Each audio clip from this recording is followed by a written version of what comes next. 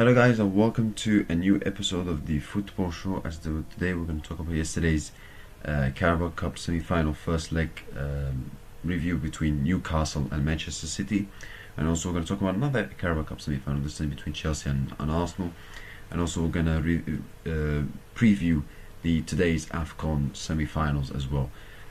Games in semi-finals and all of them, so ironically.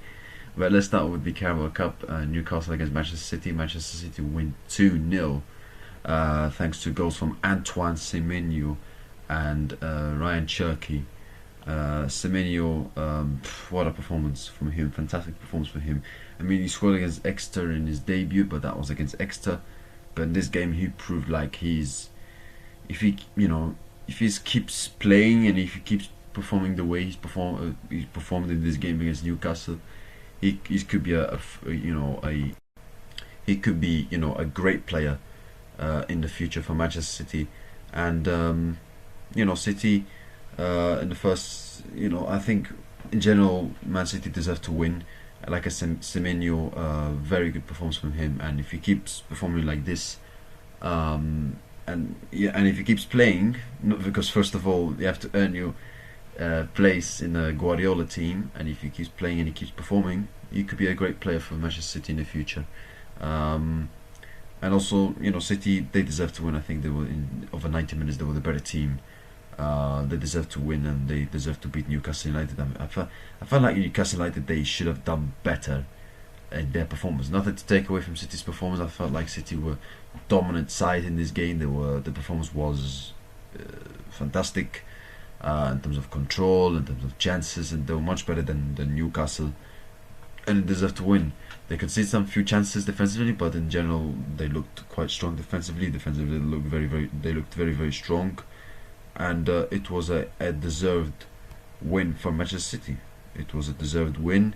They have a very good lead ahead of the Etihad in the second leg. Players like Aylen, the young kid, the centre back, I thought he was brilliant. He had a brilliant performance alongside Cousinov, especially where City have some defensive problems in terms of injuries. Aylen stepping in as the young kid with all the pressure that he has, playing with a big club like Man City, and the way he's performed in this game was fantastic performance for him.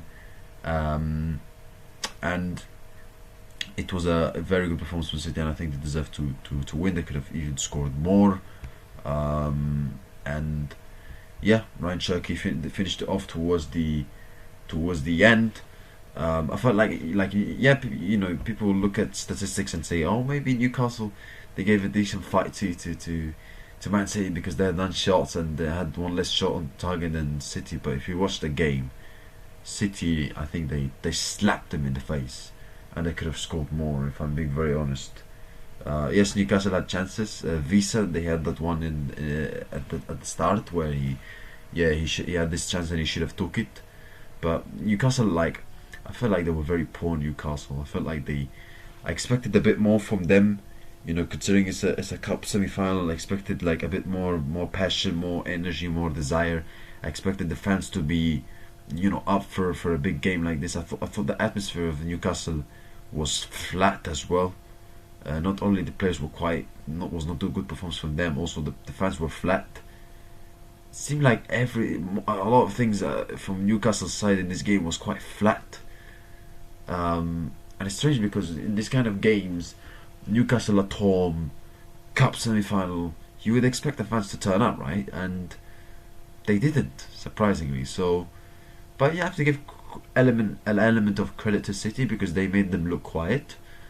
And they deserve to win. Haaland didn't have his best performance. He's been the last couple of games. He's not been having his best performances. Guardiola saying that he looks exhausted, and that's why maybe he would like Mamouche to come back as soon as possible, because Haaland, to replace Haaland, and Haaland is exhausted. Maybe there's an element of that because obviously there's a lot of games to be played. A lot of games played now, so it's not easy. But City, they still won this game 2-0. Cherky was scoring the second goal again, and he's proving why he's been a fantastic season for Manchester City once again. However, despite City's good victory, the main talking point was not City's winner or Semenyo's brilliance, was VAR. Again, I mean, City won 2-0, and people say it should, City could have won 3-0. Well, I don't agree, because City would have that goal and they won 2-0, and it would have been still 2-0. If it's not like City winning 2-0 and they scored a third goal and it was a sellout. City, it was 1-0 and City, because you never know. Yeah, it would have been 2-0 much earlier than it was at the end. But you never know. But you never know if it was going to be City winning 3-0. Maybe Newcastle could have come back. You never know. But again, what a horrific decision by VAR, and why the VAR felt they had to intervene. Why? I mean, again, referees sending, people in the VAR sending referees to the monitors, and they change decisions. Why? Like, I see referees in other countries where they go to the monitors and sometimes they change their decisions, or they stick to their decisions. Whereas in the Premier League, where there is a correct decision, where there is a right decision, they change the decision. The referees feel the need to change their decisions when they go to the monitor. It feels like they want to keep their bosses happy or something. They don't want to upset the apple carts. Like, again, like puppets. That's what they are. Those referees are puppets.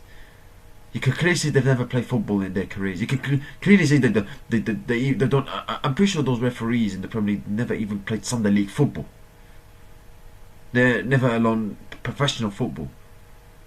Like, you look at that goal. How Haaland is offside? How? You look at that goal. How is Haaland offside? How? Can someone explain me this? Like, I really don't understand. I seriously don't understand. Yes, he was an inch foot, his foot was an inch off, but the Newcastle defenders like Malik Theo and who's the other one? Botman, were pulling me in. They were pulling me in. And yet you give it, and Haaland didn't touch the ball. It's not like it was an interference or whatever. And yet you give it off. I mean, honestly, I honestly don't. I've given up of those referees. I've said everything about those referees, about the VAR in the Premier League, at the officiating. I've said everything. I don't have anything. I have nothing to say anymore, because this is getting laughable.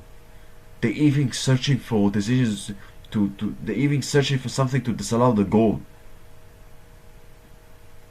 where there is no need to be there. Where there's no need to search for something. No need.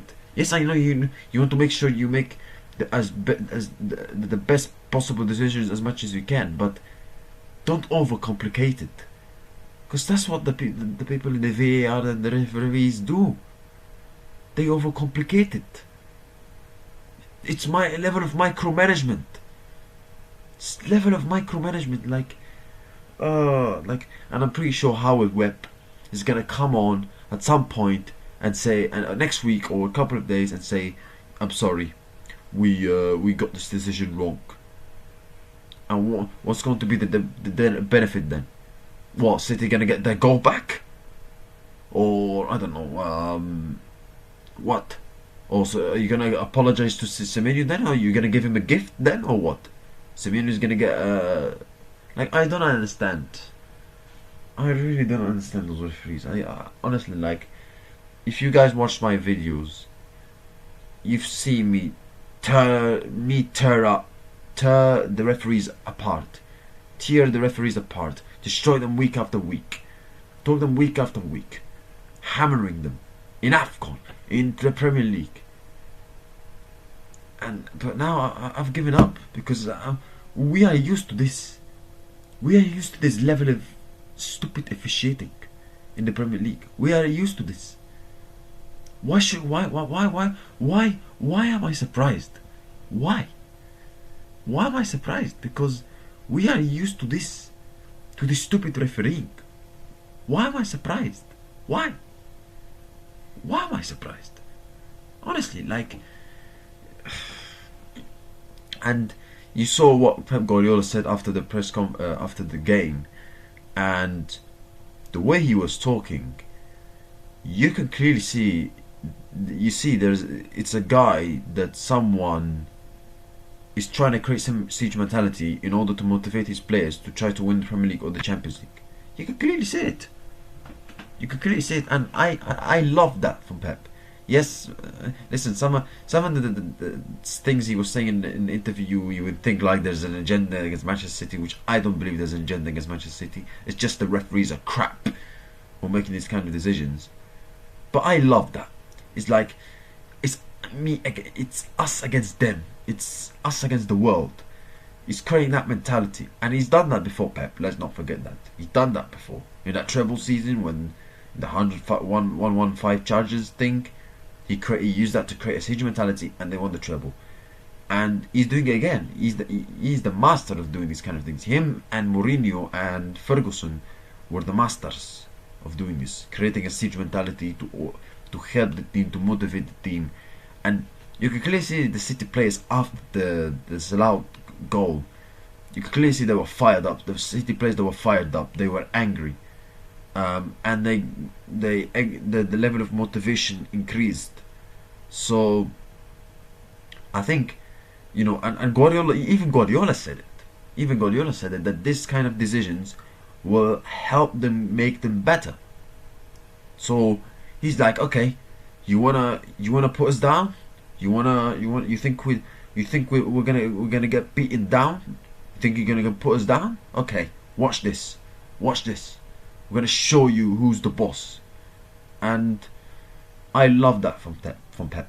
Listen, I don't support Manchester City, but seeing these kind of managers being passionate in press conferences, even though Guardiola's mostly calm in that press conference and interview, being passionate, like, I love that from Pep. I love that. And so that when things are going against you, you need someone to motivate you, and Guardiola is able to do that. So yeah, and like I said, that some of the decisions again, like Howard Webb. I mean, what's he doing? What's he doing in his job? Why is he still the head of the referees when he's done absolutely nothing for the last few years to improve the level of officiating? He's done absolutely nothing. Like, why waste your time even? So yeah, still the referees are crap. And anyway, City win 2-0, and they go through to they should go through to the final. They have a very good chance of doing it. However, there's still second leg to be played at the Etihad. But City, I expect them to go through. I don't see Newcastle coming back and winning. I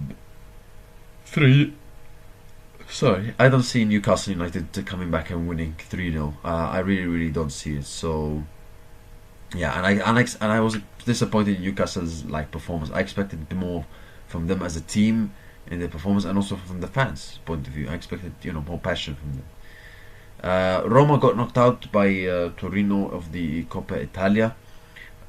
Shock one, but a very good win for Torino. Another shock that I didn't talk about yesterday, which I should have talked about, was Paris Saint-Germain losing to Paris FC.